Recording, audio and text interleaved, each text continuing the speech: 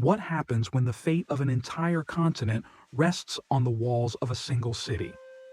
In the late summer of 1683, this question was not an abstraction, but a brutal reality for Europe. Vienna, the proud capital of the Habsburg Empire, stood on the edge of destruction. To its east, the Ottoman Empire, one of the most formidable powers in the world, had assembled an army so vast that the ground seemed to tremble beneath its march. Whispers had circulated for months. Merchants along the Danube spoke of caravans of soldiers, churches feared desecration, and villages reported the approach of foreign banners. At first, it seemed like rumor, but by June, smoke rose from razed towns, and reports confirmed what many dreaded. Grand Vizier Kara Mustafa Pasha was leading an army, perhaps 150,000 strong, though chroniclers would later exaggerate the number to nearly 300,000. Toward Vienna, this host was not merely a force of numbers, but of diversity and terror. At its core marched the Janissaries, the Sultan's elite infantry, seasoned in countless campaigns.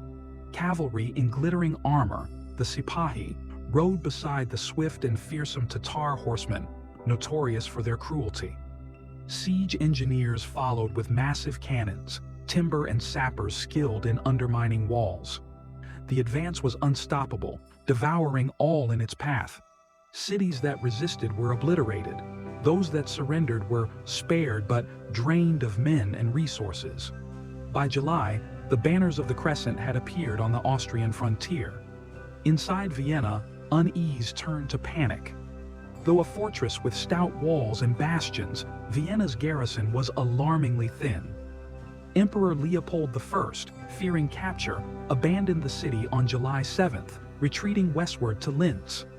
Nobles and officials followed, leaving behind a desperate garrison of only 15,000 soldiers and 5,000 militia. At their head stood Count Ernst Rüdiger von Starhemberg, a commander of iron will, just 36 years old, burdened with the impossible, to hold Vienna until help could arrive. On July 14th, the Ottoman vanguard appeared before Vienna.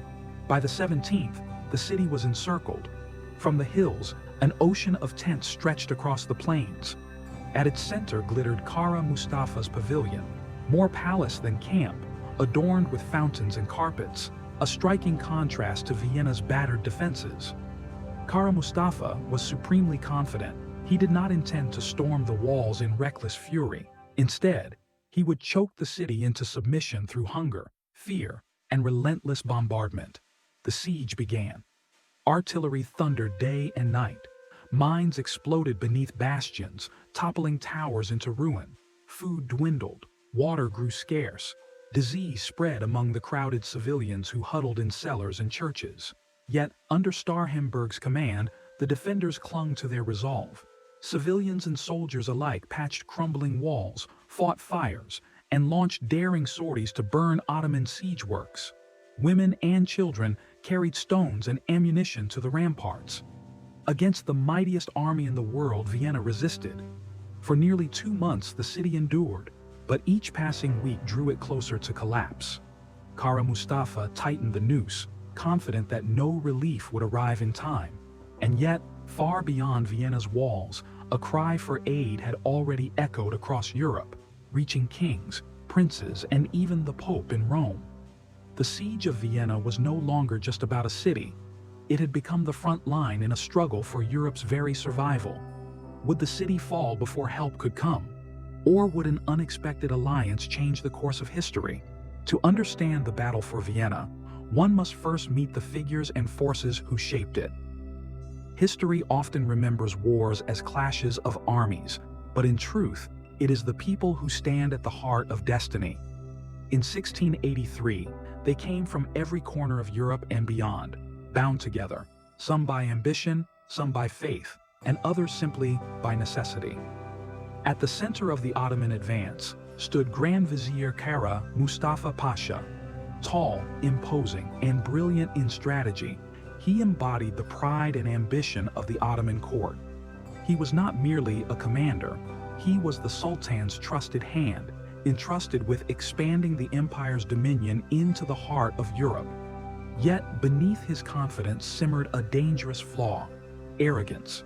He believed Vienna would fall as Constantinople once had, not by storm, but by sheer inevitability. His refusal to unleash his full force in a decisive assault revealed both his patience and his hubris.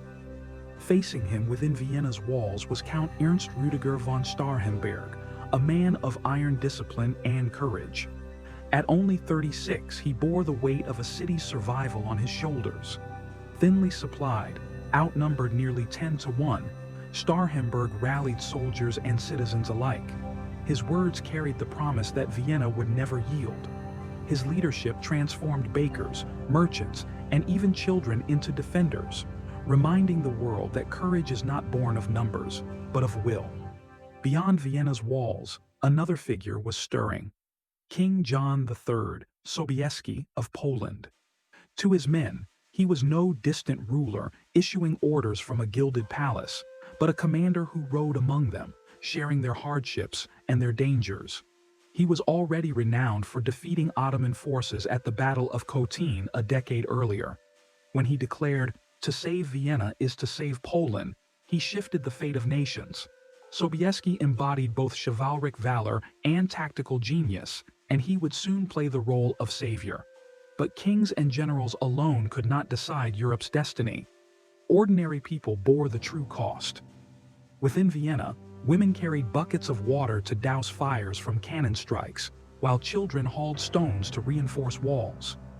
Priests offered comfort in the cathedrals, where civilians huddled during bombardments.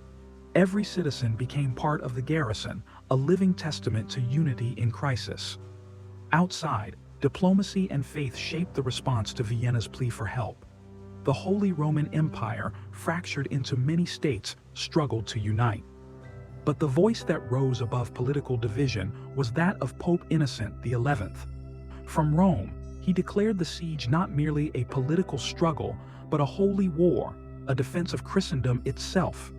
His influence, persuasion, and financial aid forged what became known as the Holy League, a coalition of kingdoms and duchies willing, at last, to put aside rivalries for survival.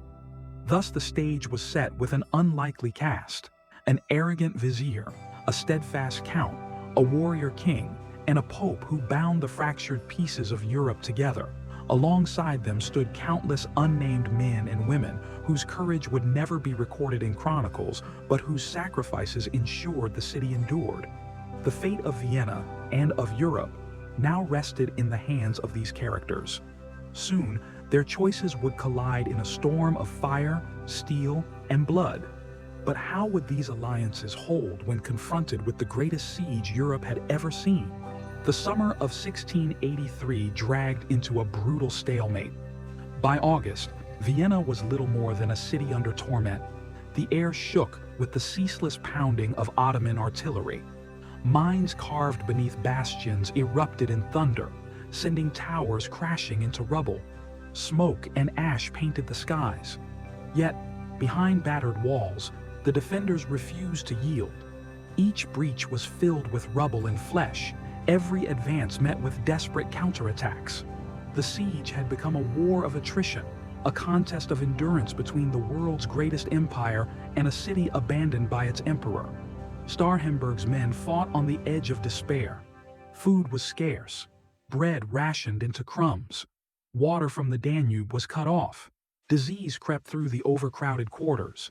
Civilians cowered in cathedrals, praying as cannon fire shook stained glass windows. But in the midst of ruin, Vienna's spirit burned. Women carried ammunition to the walls, children fetched stones for defenders. Priests blessed soldiers before sorties. The city became one body, united in defiance. Outside, Kara Mustafa grew increasingly frustrated. His strategy of slow strangulation tested the patience of his own army. His commanders urged a full assault, but he resisted.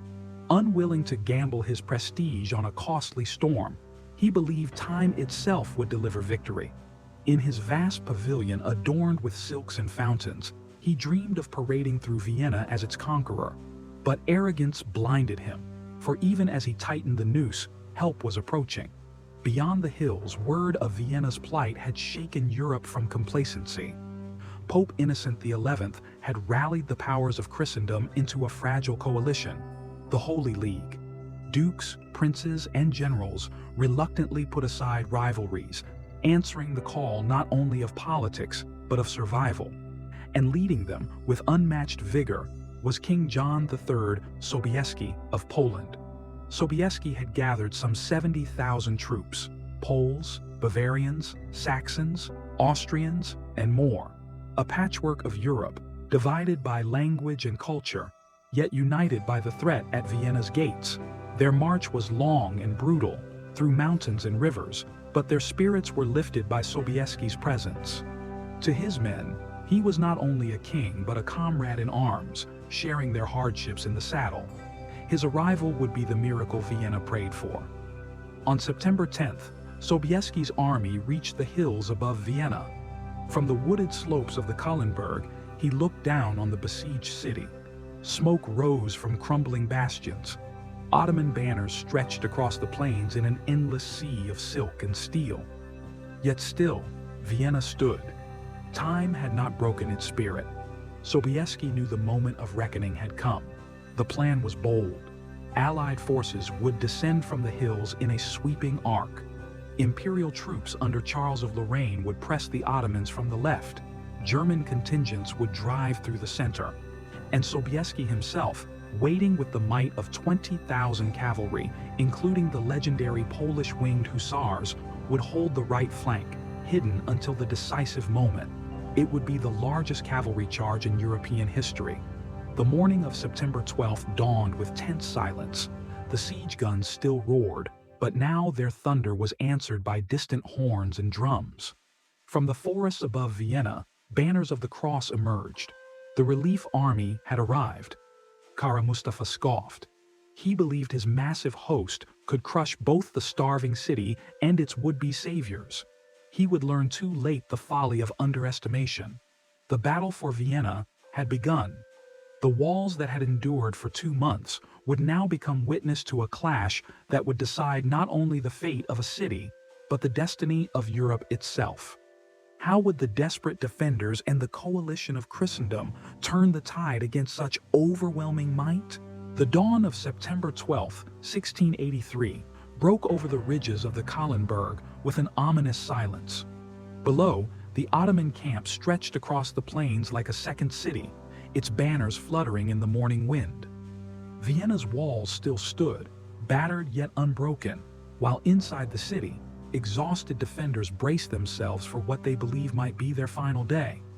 But high in the wooded hills, an army stirred, a coalition of Poles, Austrians, Bavarians, Saxons, and more, gathered under the command of John III Sobieski. By mid-morning, the first clashes erupted. Charles of Lorraine's imperial troops struck the Ottoman left, forcing back forward units and disrupting siege lines. German contingents advanced through the forests, musket fire rattling as they clashed with Ottoman outposts. For hours, smoke and gunfire filled the valleys. Vienna itself joined the fight, with Count Starhemberg ordering sorties against Ottoman trenches, setting fire to siege works and distracting their enemies.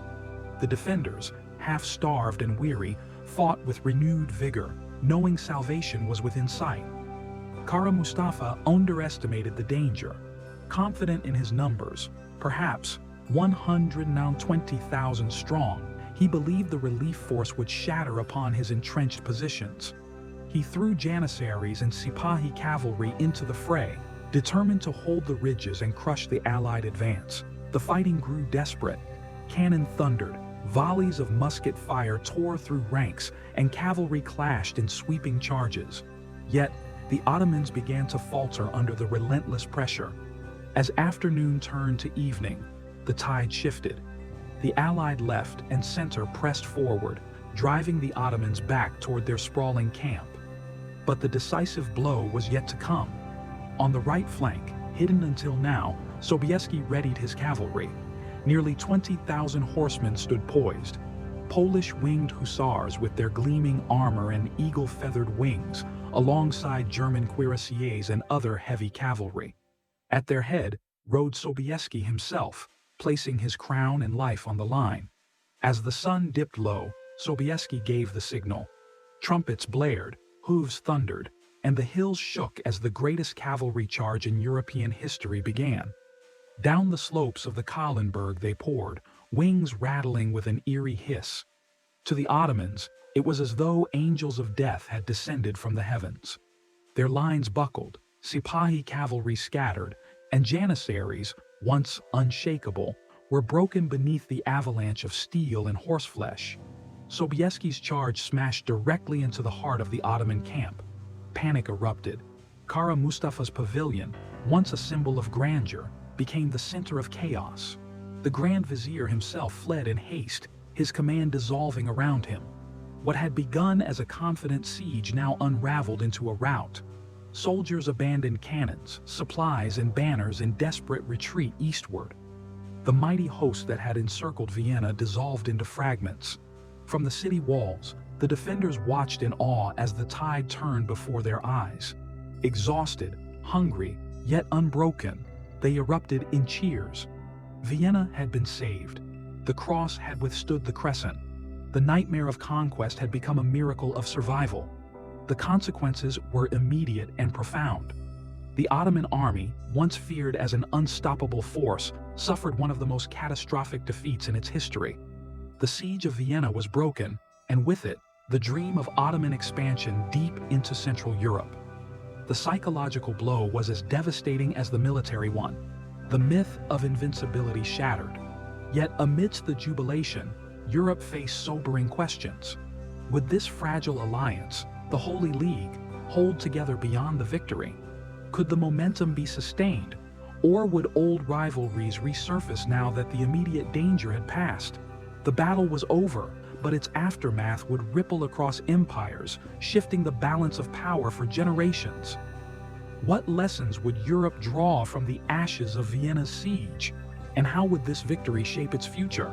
The thunder of hooves and clash of steel had faded, but the Battle of Vienna left echoes that would resound across centuries. For the Ottomans, the defeat was not just military, it was symbolic. The myth of unstoppable expansion, nurtured since the fall of Constantinople in 1453, was shattered. Europe, once divided and fearful, had found the strength to stand united. And from the ashes of Vienna's siege rose lessons and legacies that endure even today. The first lesson was one of unity. The Holy League was far from a natural alliance.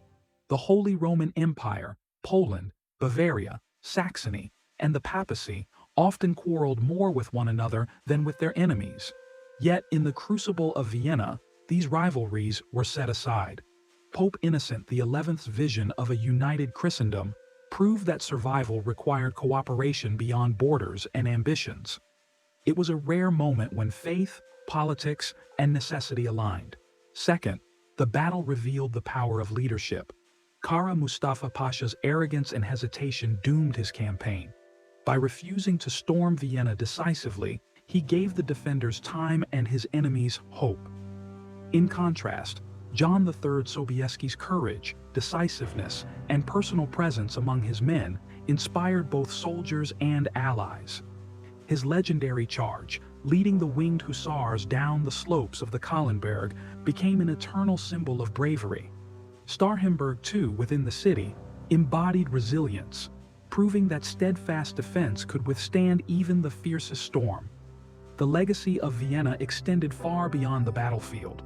In the years that followed, the Holy League pushed the Ottomans steadily back, reclaiming Hungary, Transylvania, and parts of the Balkans. The empire that once loomed over Europe now began a slow retreat. The siege of Vienna thus marked the beginning of the Ottoman decline in Europe, a turning point in the continent's balance of power. Culturally, the battle left curious imprints. It is said that fleeing Ottomans abandoned sacks of coffee beans in their camp, which Viennese locals discovered. Soon the first coffee houses opened in Vienna, blending Eastern tradition with Western taste. The croissant, too, was born in commemoration of victory, a pastry shaped like the crescent moon of the Ottoman flag, eaten as a sweet triumph over the invader. Even today, when one sips Viennese coffee or enjoys a buttery croissant, they unknowingly taste the legacy of 1683. The enduring value of the battle lies in its reminder of resilience. Against overwhelming odds, a city held firm. Against overwhelming armies, alliances prevailed. It showed that even the mightiest force can falter when faced with unity, courage, and determination. Vienna became more than a city saved. It became a symbol of Europe's survival and renewal. Yet the story is not one of unbroken triumph. For while victory preserved Christendom, it also deepened divides.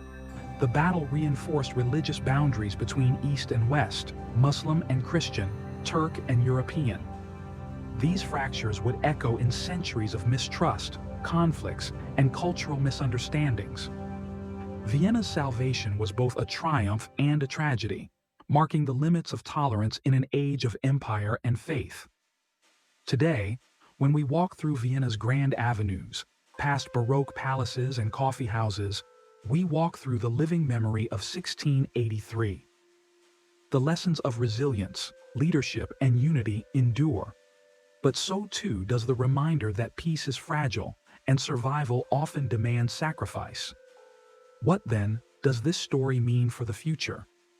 Can we learn from the courage of those who stood at Vienna's walls and the cooperation of kingdoms that once set aside pride for survival? The guns fell silent, but the echoes of Vienna's salvation reverberated across centuries. The Battle of 1683 was not just the conclusion of a siege, it was a hinge of history, a turning point upon which Europe's destiny swung. The city had survived, the Ottoman tide had been stemmed, and Christendom breathed once more. Yet as with all great victories, the story did not end there. It rippled outward, raising questions that remain relevant to this day. For the Habsburg Empire, Vienna's survival meant resurgence.